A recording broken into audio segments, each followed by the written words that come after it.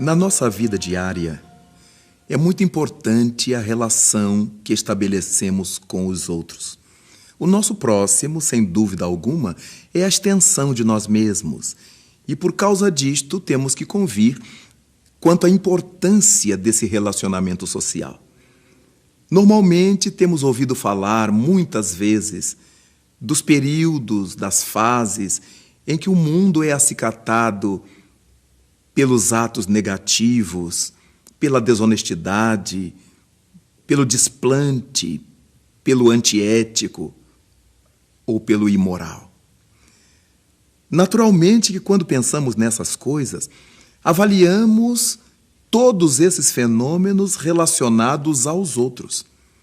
Fulano, Beltrano, Cicrano são desonestos. Mas em que se constitui a desonestidade? A princípio, nós poderemos pensar que a desonestidade seja o indivíduo furtar, roubar, tornar-se um criminoso, um traficante, alguma coisa que agrida a estrutura da sociedade, alguma coisa que denigra a condição humana. Dizemos que esses indivíduos são desonestos.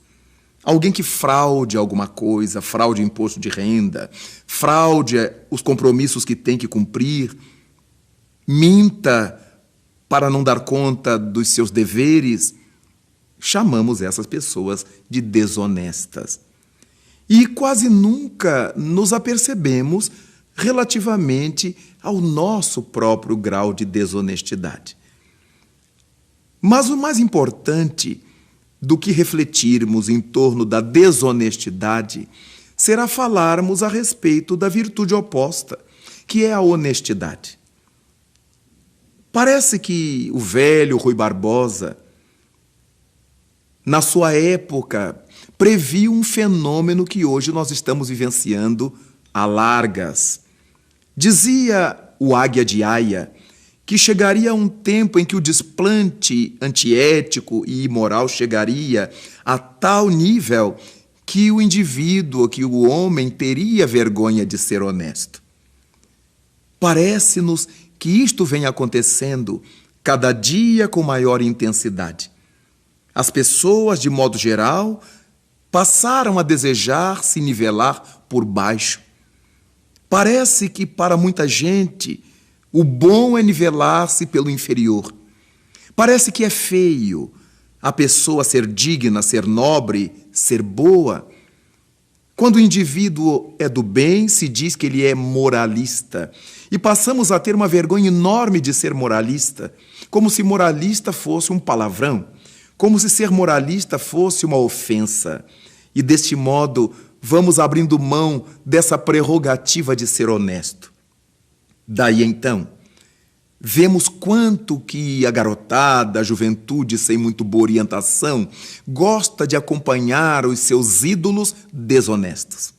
Os ídolos dos filmes, da criminalidade, os bandidos da tela. E certamente isso merece a nossa observação cuidadosa, isso merece nossos olhos atentos, para que possamos orientar a nossa criança e ao nosso jovem para os valores da honestidade. A virtude da honestidade é fundamentalmente a virtude da coerência. Ninguém pode ser honesto se não for coerente. E nós nos perguntamos assim, mas o indivíduo será honesto por quê? Será honesto para quê? Nós deveremos viver a honestidade porque a honestidade nos confere harmonia interior, paz de consciência. É a honestidade que nos faz viver harmonicamente com a sociedade dos justos, dos bons, dos equilibrados, daqueles que são indivíduos do bem. Todo o processo de honestidade, então, reclamará a nossa coerência. E é essa coerência que deve tomar a nossa atenção. Todas as pessoas costumam ter aquilo que chamamos de sua escala de valores. Há indivíduos para os quais seus valores maiores se acham nas coisas materiais, nas coisas imediatistas, Mas há aqueles que admitem que seus valores primordiais devem se encontrar nas questões sensíveis, nas questões psíquicas, espirituais, afetivas. E aí então encontramos o fio da navalha. É exatamente aí que muita gente se fere, é exatamente aí que muita gente se corta, porque a honestidade, sendo a virtude da coerência, propõe que estabeleçamos uma escala de valores. E nessa escala de valores, nós pontuaremos no topo, colocaremos na cabeceira aquilo que é mais importante para nós, aquilo que nós mais desejamos perseguir na nossa vida. E a partir disto, teremos um incentivo a mais para vivenciar a honestidade.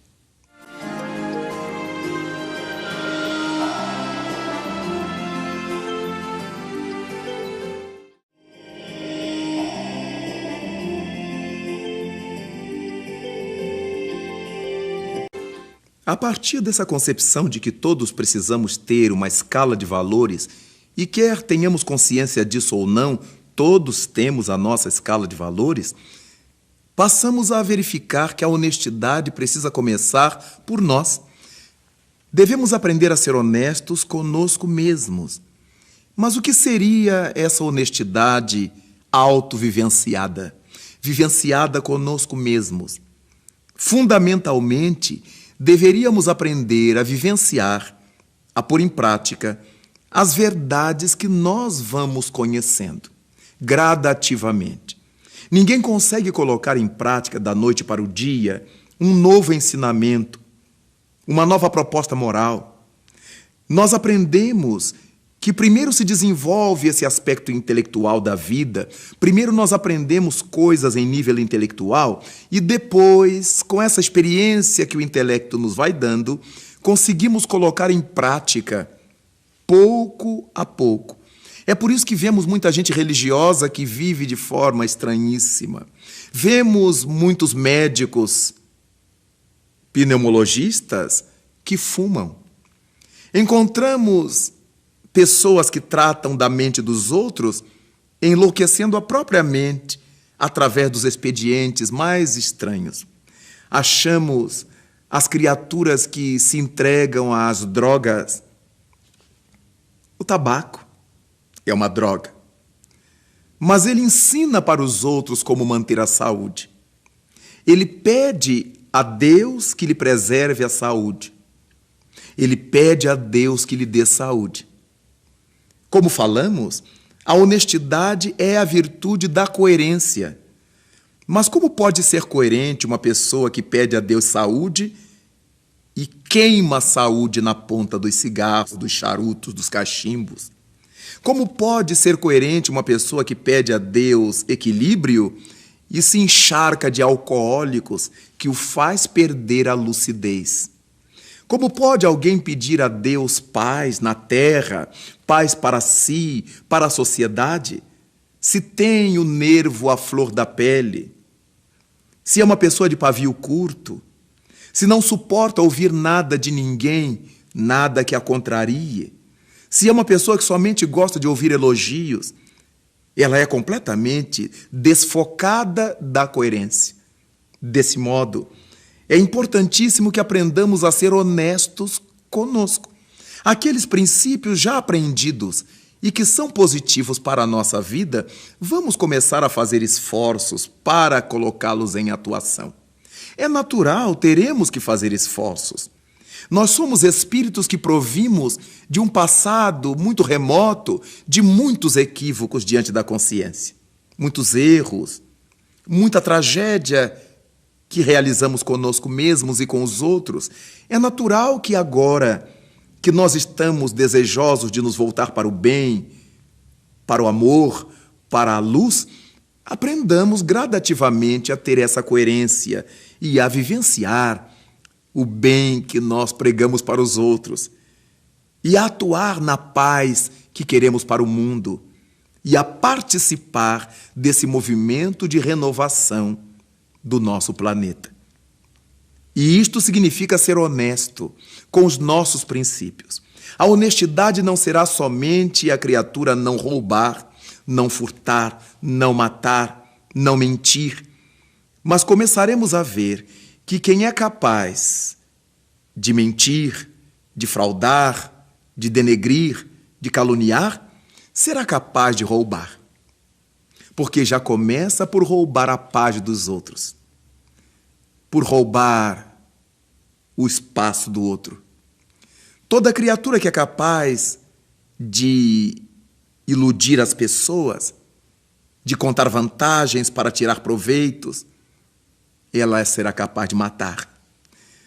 Ela será capaz de sequestrar. Porque quem não é fiel no mínimo, como ensinou Jesus Cristo, nunca conseguirá ser fiel no máximo. Se nós não conseguimos ser fiéis nas coisas que estão mais facilmente sob o nosso controle, será muito difícil controlar as coisas que nos exijam muito mais sacrifício.